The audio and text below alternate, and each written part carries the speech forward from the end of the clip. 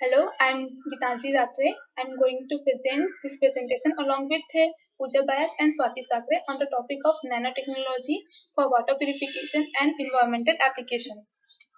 The presentations layers are like this: introduction, nanotechnology, nanoscale, nanomaterial, general application of nanotechnology, environmental applications, water purification, environmental implication, and conclusion. Now we will see what is the nanotechnology. It is the design, characterization and application of structures, devices and systems by controlled manipulation of size and shape of material at the nanometer scale to produce the material which at least one superior characteristics or property. Nanoscale is measured in the unit of nanometer, which is 1 billionth of the meter. At nanoscale, physical and chemical properties of material differ significantly from those at the larger scale. This picture describes the different range of nanometer, which is from atomic level to the macro bodies. What is the nanomaterial? It is defined as any material that has unique or novel properties due to the nanoscale structuring. These are formed by incorporation or structuring of nanoparticles.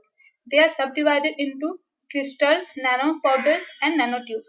A sequence of nanoscale of C60 atoms arranged in a long thin cylindrical structure.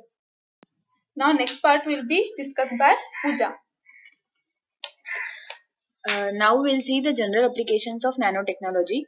Nanotechnology has wide applications including various fields like medicine, information and communication and others. For medicinal purpose, nanotechnology can be used for diagnostic, drug delivery, tissue engineering, and cryonics. In the field of information and communication, nanotechnology can be used for memory storage, novel semiconductor devices, novel optoelectronic devices, displays, and quantum computers. For heavy industries, nanotechnology can be used for aerospace, catalysis, construction, and vehicle manufacturers. In the field of consumer goods, nanotechnology can be used for various applications in foods, households, optics, textiles, and cosmetics and sports. These were the general applications of nanotechnology. We see the environmental applications of nanotechnology. The nanotechnology has applications for carbon capture. For this purpose, nanotechnology can be used to produce the photocatalyst consisting of silica nanosprings coated with the combination of titanium dioxide. For producing sensors, nanotechnology can be used to create the such type of sensors which will be able to detect the lower limits with low cost. For remediation purpose, nanotechnology can be used for heavy metal decontaminant removal. This decontaminant removal includes the heavy metals such as lead, cadmium, nickel, zinc, copper, manganese, and different metals at neutral pH environment without using any form of sulfur. For the purpose of energy, nanotechnology can be used to create the heat distribution devices like ceramic materials, which provides sufficient reliability and durability of the entire structure. For the purpose of water treatment, nanotechnology can be used to produce the inorganic nano microfiltration and ultrafiltration membranes. We'll see the important application of nanotechnology for water purification. Nanotechnology can be used for the detection of target analytes such as metals, nutrients, algae, and biological agents. And there are different innovations in nanotechnology and nanosciences which are having significant impact in the biodiagnostics. For biodiagnostics, the number of nanoparticle based assays and nano devices have been introduced for biomolecular detection. There are nanofibers and nanobiocides.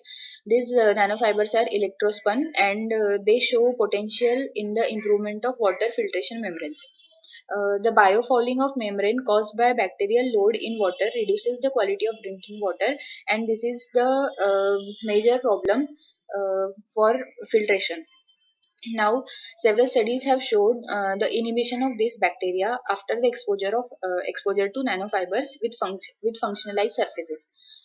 This the application of nanobiocides includes nanobiocides such as nanoparticles and engineered nanomaterials are successfully incorporated into nanofibers, which shows a high antimicrobial activity and stability in water.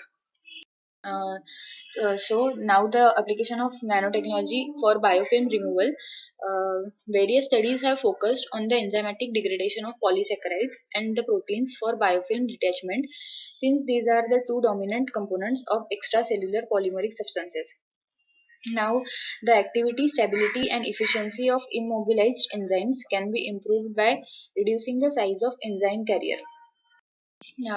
These nanoscale carrier materials allow for the high enzyme loading per unit mass of catalytic recycling, and they reduce the loss of enzyme activity. Furthermore, these enzymes can be stabilized by producing single enzyme nanoparticles, which consist of single enzyme molecule and surrounded by a porous organic or inorganic network of less than a few nanometers thick. So these were the applications of nanotechnology for the water purification. Now next is nanofiltration, and this will be explained by Swati Sakre.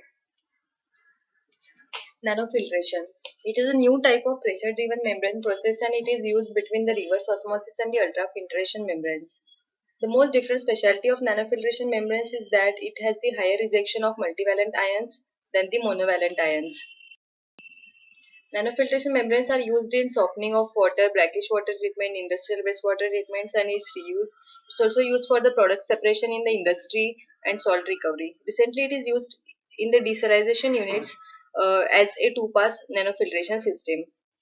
Uh, Nanofiltration is based on the basic principle of molecular size for separation, whereas reverse osmosis is based on the basic principle of the osmotic pressure.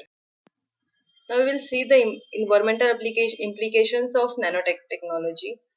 Application of nanomaterials in the environmental remediation is possible by the miniaturization of materials down to the nanoscale. This enabling characteristics also influences risk by changing the particle's potential for mobility, exposure, absorption, reactivity, and toxicity.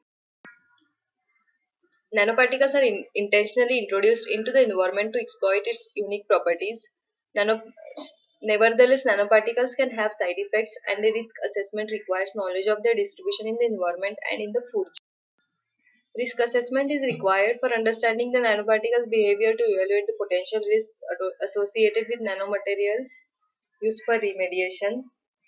Side effects associated with the use of nanotechnology, especially environmental risks associated with the residual nanoparticles, fate, and transport in the environment, are not yet fully explored and understood. So there are certain uncertainties between uncertainties of nature and interaction of nanoparticles in the following areas, which add to the complexity of the risk concerns. First uncertainty is between the relationship of size, surface area, and surface reactivity, while as the other one is between the relationship of radionuclide and the nanomaterials. So we can conclude that nanotechnology could potentially lead to more effective means of filtration than the current methods, because it removes more impurities. It is also faster, more economical, and it is more selective. Thank you.